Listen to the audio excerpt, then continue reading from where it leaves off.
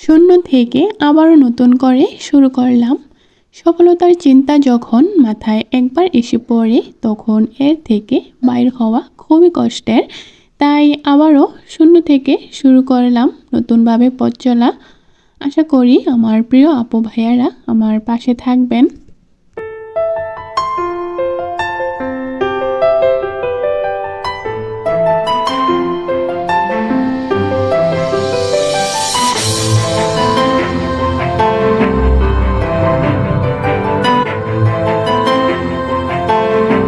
Hello everyone, আসসালামু আলাইকুম। আমি ফাইমা বলছি সৌদি আরব থেকে।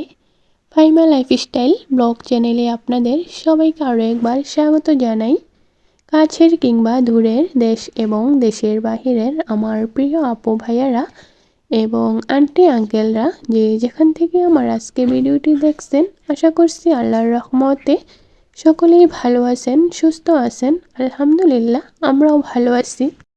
প্রিয় দেশ, নবীর দেশ, পবিত্র জায়গায় এসে আবারও শূন্য থেকে শুরু করলাম। পরিপূর্ণ করার মালিক তো একমাত্র আল্লাহ এবং আপনারা তো আছেন। আপনারা ভালোবাসা দিয়ে আমার সাথেই থাকবেন। তো এই তো এটা ছিল আমার বাংলাদেশে কাটানো লাস্ট দিন। তো আজ সৌদি আরব এসে আমি এই ভিডিওটার ভয়েসটা দিচ্ছি। তো এই তো একটু একটু করে ক্লিপ নিয়েছিলাম আর সেই ভিডিওর ক্লিপ দিয়ে আজকের ভিডিওটা সাজিয়েছি। আশা করি আজকের ভিডিওটা আপনাদের কাছে ভালো লাগবে, যদিও তেমন কিছু দেখাতে পারি না, তারপরেও বললাম। আর এই তো এদিকে আমার দেবর প্যাকেট করতেছে। তো একে একে করে প্যাকেটগুলো করতেছি। তো আমি যেহেতু আমরা দুজন যাব, আমি এবং আমার ছেলে, তো সেই সাথে আমাদের মাল নিতে পারবো 30 কেজি করে 60 কেজি, আর হাতে নিতে পারবো 14 কেজি 7 কেজি করে। তো এই তো সেই মালগুলো এখন বের করলাম এবং মাপ যোগ দিয়ে কত কেজি হয় তো সেই হিসেবে কার্টন করে নিলাম। এই তো কার্টন করা হয়ে গেছে, দেখেই নিয়েছেন। আর এই তো তারই মধ্যে আমার কাছে কোনো ভিডিও নেই আর করাও হয়নি। আর এই তো সবার কাছ থেকে বিদায় নিয়ে বাংলাদেশ থেকে মা বাবা শ্বশুর শাশুড়ি দেবর এবং বাড়ির আত্মীয় স্বজন সবার কাছ থেকে বিদায় নিয়ে বেরিয়ে পড়লাম।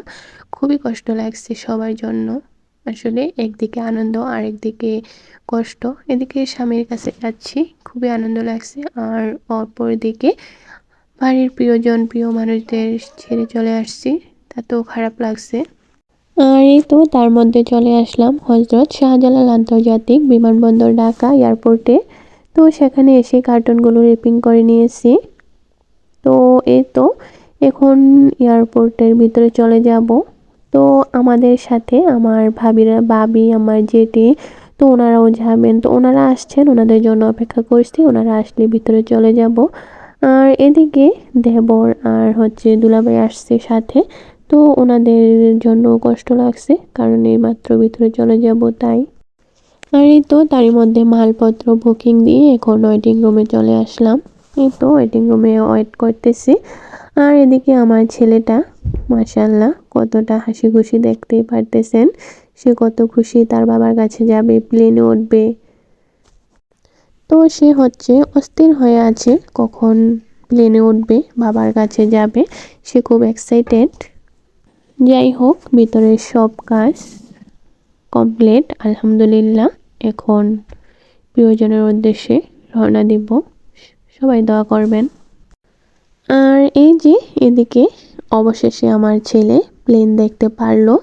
সে কখন প্লেন দেখবে আমাকে এতক্ষণ মনে হয় আমার মাথা পাগল হয়ে গেছে তার এই কথা শুনতে শুনতে। এই তো অবশেষে দেখতেই পেল আমাদের বিমান বাংলাদেশ এয়ারলাইন্স। আর এই তো এই বিমানেই করে আমরা যাব। আর আমাদের ফ্লাইট ছিল রাতের 1:35। তো এই তো অবশেষে সময় কাটিয়ে এখন বিমানে ওঠার জন্য রেডি। তো এই পর্যন্ত যদি কোনো আপু ভাইয়ারা আমার ভিডিওটা দেখে থাকেন তাহলে প্লিজ একটা লাইক দিয়ে দিবেন। আর যদি আমার কথা এবং কাজ বা এই ভিডিওর কোনো কিছু একটু হলেও ভালো লেগে থাকে তাহলে প্লিজ আমার চ্যানেলটা সাবস্ক্রাইব করে আমার পাশেই থাকবেন। আর পাশে থাকার অল নোটিফিকেশন অপশনটি অন করে দিবেন। এতে করে আমি ভিডিও ছাড়া মাত্র আপনার ফোনে নোটিফিকেশন চলে যাবে আর আপনি যখন তখন সময় করে দেখে নিতে পারবেন। আর এই তো এদিকে হচ্ছে বিমানে উঠে পড়লাম আর আমাদের ওয়েলকাম করছে। আর এদিকে আমার ছেলে সিট বেল্ট বাঁধা নিয়ে ব্যস্ত।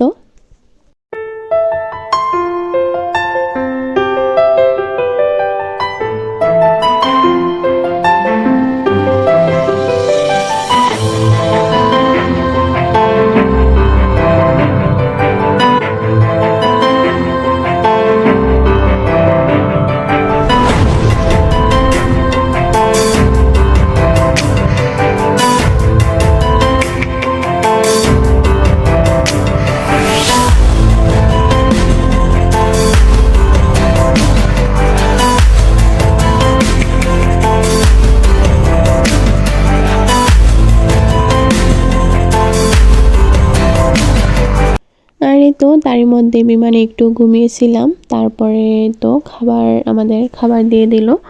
আর এটা ছিল আমার ছেলের জন্য একটা হচ্ছে মিক্স সবজি আর ওদিকে হচ্ছে চিকেন। আর এই যে পায়েস, রুটি, চা, কফি। তো ওগুলো ছিল আমার ছেলের জন্য।